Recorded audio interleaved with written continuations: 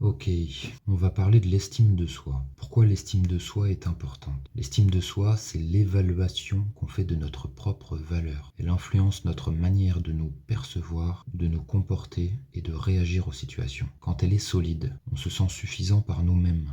On ne cherche pas la validation constante. On accepte nos défauts sans en faire une tragédie. On fait des choix qui nous respectent au lieu d'être en quête d'approbation. Quand elle est fragile ou basse, on doute de soi en permanence, on a du mal à prendre des décisions. On est plus vulnérable au jugement extérieur, on peut développer des mécanismes de défense pour compenser. Voyons voir ce que ça entraîne. Les conséquences d'un manque d'estime de soi. On va chercher à l'extérieur ce qu'on devrait trouver en nous. Besoin excessif de validation, réseaux sociaux, relations, succès matériel, etc. Dépendance affective. On cherche une personne qui nous répare. Volatilité émotionnelle. L'image que les autres nous renvoient devient notre seule référence. On s'auto-sabote, on refuse inconsciemment des opportunités parce qu'on ne se sent pas à la hauteur. On reste dans des situations toxiques car on pense ne pas mériter mieux, par exemple. On se compare aux autres en permanence, ce qui crée un sentiment d'infériorité. On adopte des comportements paradoxaux pour compenser. Un excès d'arrogance, jouer au dominant pour cacher un sentiment d'infériorité. Le rejet de toute validation extérieure, je n'ai besoin de personne,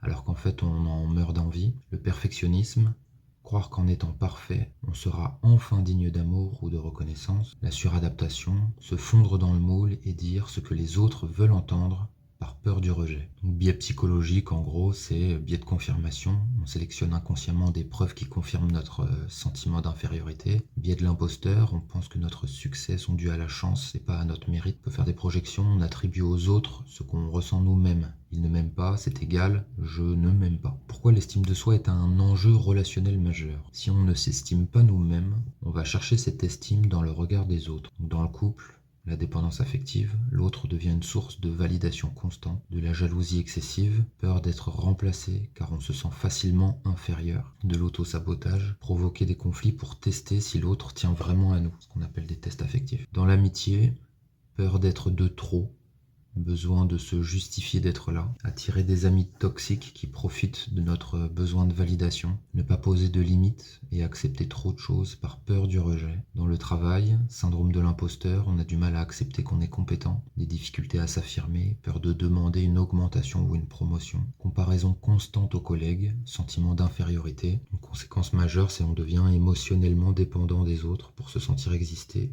ce qui crée un cercle vicieux. Grand 3. Les mécanismes de défense face à un manque d'estime de soi. Quand l'estime de soi est faible, le cerveau trouve des stratégies pour survivre. La fuite, éviter les situations où on pourrait échouer, donc on stagne, rester dans sa zone de confort, refuser d'affronter ses peurs. Ça peut être l'attaque, critiquer les autres pour compenser un sentiment d'infériorité, se montrer arrogant pour masquer ses insécurités.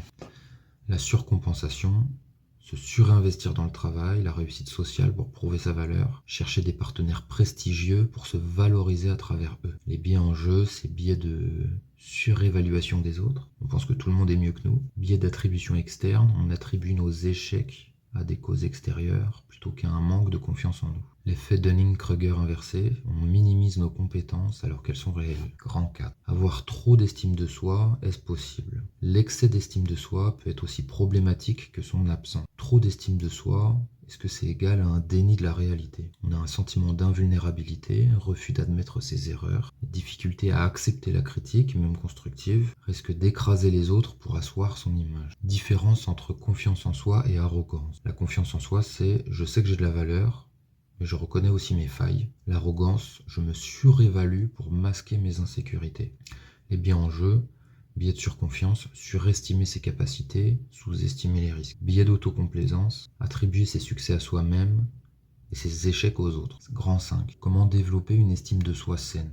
Apprendre à s'auto-valider, se reconnaître du mérite sans attendre l'approbation extérieure. Se parler avec bienveillance, ne pas s'auto-saboter mentalement. Éviter de se critiquer trop. Fixer des limites et apprendre à dire non. Ne pas accepter tout par peur du rejet. Respecter ses besoins sans culpabiliser. Accepter ses échecs et en tirer des leçons. Se détacher du perfectionnisme. Accepter que la valeur d'une personne ne se résume pas à ses réussites. Arrêter la comparaison toxique. Remettre en question l'image parfaite que les autres projettent. Se concentrer sur son propre chemin, pas celui des autres. Conclusion. L'estime de soi, est-ce que c'est la base de tout? L'estime de soi est le socle de notre équilibre mental et relationnel. Quand elle est absente, on cherche chez les autres une validation qu'on devrait trouver en nous-mêmes. Quand elle est excessive, on risque de tomber dans l'orgueil et le refus de remise en question. Quand elle est saine, on peut avancer sans être esclave du regard des autres. Ok. On va parler de l'estime de soi et la souffrance psychologique. Pourquoi ça se joue dans nos relations? L'estime de soi est profondément liée à nos relations, car c'est dans le regard des autres que nous nous construisons. Quand elle est basse ou instable, elle devient une porte ouverte à la souffrance psychologique et aux relations toxiques. On va explorer ça en profondeur. Pourquoi on reste dans la souffrance? Quel mécanisme nous enferme dedans? Pourquoi on attire ou on accepte les relations toxiques? Comment tout ça est lié, des fois à l'emprise? Comment un manque d'estime de soi en nous rend vulnérable à la souffrance? On accepte moins que ce qu'on mérite. Si on pense qu'on a peu de valeur, on finit par tolérer l'inacceptable. On se dit que c'est mieux que rien, qu'on ne trouvera pas mieux. On justifie les comportements toxiques des autres. Il fait ça, mais il dit qu'il m'aime. On devient dépendant de la validation extérieure. On ne se sent exister que si quelqu'un nous aime et nous valide. On endure une relation malsaine par peur d'être seul. On se persuade qu'on a besoin de cette personne pour être complet. On intériorise les critiques et les humiliations. Si on nous dévalorise, on le prend comme une vérité. On finit par croire qu'on mérite cette souffrance. L'auto-sabotage devient un réflexe. Je n'ai que ce que je mérite. Biais en jeu, donc biais de confirmation, comme d'hab. On sélectionne les preuves qui renforcent notre croyance d'être nul. Biais de négativité, on retient plus facilement les critiques que les compliments. Biais d'attribution externe, on pense que nos souffrances viennent de notre propre insuffisance. On se met dans une position où on attire ou accepte les partenaires toxiques. Pourquoi certaines personnes profitent des failles de notre estime de soi? Donc l'emprise, c'est un mécanisme qui fonctionne sur l'insécurité. Quelqu'un qui veut nous contrôler commence par fragiliser notre estime de soi. Donc, par exemple, il ou elle alterne les compliments et dévalorisation pour créer une dépendance. Il ou elle nous isole progressivement des autres pour qu'on n'ait plus d'échappatoire. Sachant que généralement les dépendants, ça les dérange pas entre guillemets, de s'isoler avec l'autre. Parce ils adorent tellement l'autre qu'ils veulent être tout le temps avec, ils veulent être fusionnels tout le temps avec l'autre. Donc en fait, je trouve il y a aussi une part de responsabilité dans la personne qui est dépendant à se laisser isoler en fait un peu par l'autre. Les relations narcissiques et toxiques. Un manipulateur se nourrit de la validation qu'on lui donne. Il détecte les failles et les utilise pour nous rendre dépendants. Il joue sur la culpabilité, la peur et la flatterie pour nous garder sous contrôle. À savoir que là on parle de manipulateur, c'est souvent pas conscient. Un manipulateur va aussi manipuler l'autre par insécurité, peut-être d'être rejeté d'une certaine façon aussi. C'est-à-dire que le fait qu'il ait une prise sur l'autre, son maintien de contrôle, lui, ça le rassure dans ses insécurités. On en parlera. Biais en jeu. Donc biais du coup irrécupérable. On reste dans une relation toxique parce qu'on a déjà trop investi dedans. On se dit putain, j'ai tellement donné. Biais d'optimisme. On se persuade que la personne va changer. Biais d'engagement. Plus on reste, plus il devient difficile de partir. Résultat, la souffrance devient un engrenage et chaque jour qui passe nous rend plus prisonniers. Pourquoi c'est si dur de partir d'une relation toxique? Parce qu'on est drogué à la relation. Les hauts et les bas créent une addiction émotionnelle. Après chaque dispute, la réconciliation libère de la dopamine, ce qui nous attache encore plus. C'est un cycle de manque et de soulagement comme une addiction. Parce qu'on a peur de ne pas retrouver mieux. On nous a fait croire qu'on n'était rien sans cette personne, et même peut-être en nous c'est un peu intégré. On pense qu'on est trop faible pour s'en sortir seul. On redoute la solitude, alors qu'elle est souvent la clé de la guérison. Il peut y avoir une espèce de côté routine aussi. On s'habitue à ce qu'on vit. Et du coup, on n'imagine pas vivre autrement. On espère aussi que ça va s'arranger. On se persuade que si on fait plus d'efforts, l'autre changera. On s'accroche au bon moment pour minimiser la souffrance. Les biais en jeu, c'est le biais d'attachement toxique. On devient attaché à la personne qui nous fait souffrir. L'effet de gel, on s'accroche à une décision qu'on sait mauvaise, par peur du changement. Le biais d'illusion de contrôle, on pense qu'on peut changer l'autre alors que c'est faux. Résultat, on reste et la souffrance continue.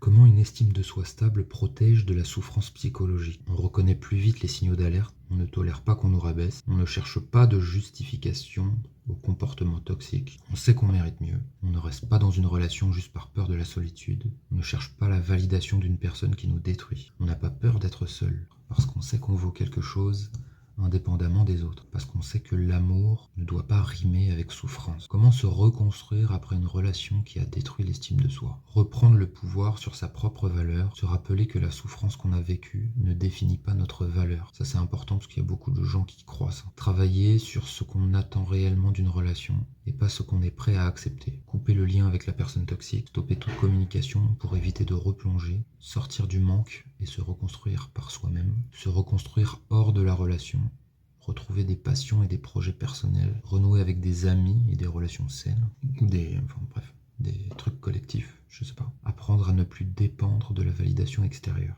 Développer son propre regard sur soi au lieu d'attendre que les autres nous définissent. Accepter qu'on n'a pas besoin d'un sauveur ou d'une sauveuse. Conclusion, l'estime de soi, un bouclier contre la souffrance relationnelle. Sans estime de soi, on est à la merci des relations toxiques. Avec une estime de soi solide, on ne laisse plus les autres définir notre valeur.